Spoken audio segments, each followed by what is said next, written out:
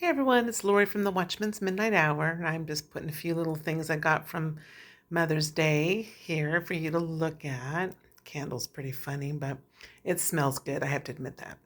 So I'm going to talk right now about what was stated Thursday night on Mike from Around the World's interview. He has hinted in the past, and I only know it because years ago when I finally understood about the Holy Spirit in 2013, not long after that, I was contemplating what I'd never really accepted before. And I was contemplating about how it is important and how I would pray to bless Israel.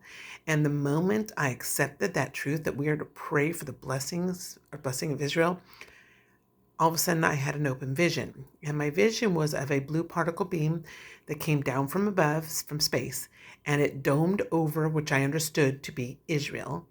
And I knew stuff was coming against Israel that was rolling off of that dome and into the hills. And then it was over. And I'm like, whoa. But that is obviously biblical.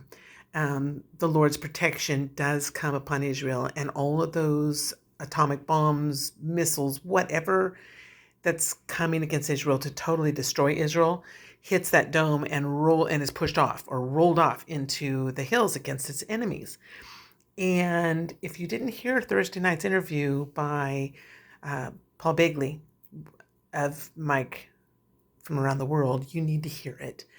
He talks more specifically and more clearly of how there is a satellite attachment to Cern, and that they can move a dome over an area and protect it, and also divert with that dome. They can divert the like they can divert, like if it's an atomic bomb, they can divert it to a different area. Like it won't hit that area.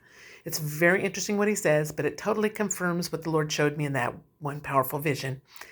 And what's interesting is years ago when I got it, I knew it had to do with CERN. It's interesting. I'm like, that's what CERN, I was starting to understand CERN. I was starting to see how they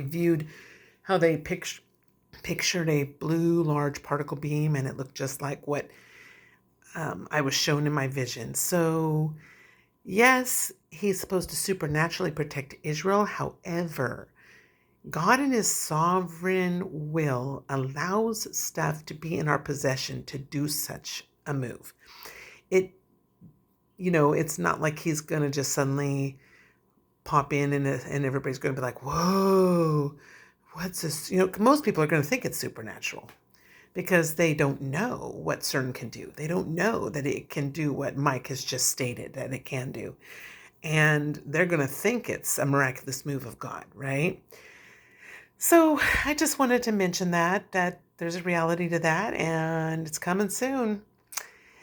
And keep looking up. Everything is just, I don't know. It seems like it's squeezing into 2 weeks, but I could be wrong.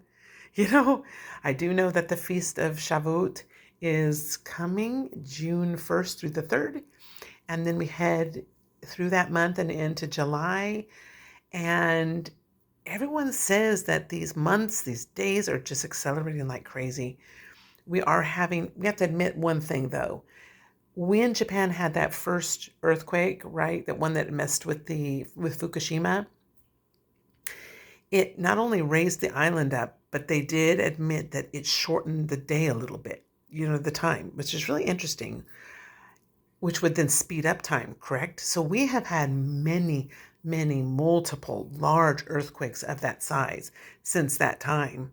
And if it does take off the speed of the earth, where it slows it down and shortens a day, it's possible that that's been happening all these years. You know what I mean? So now it appears and it feels like, wow, we're already almost to the middle of the year already in 2025.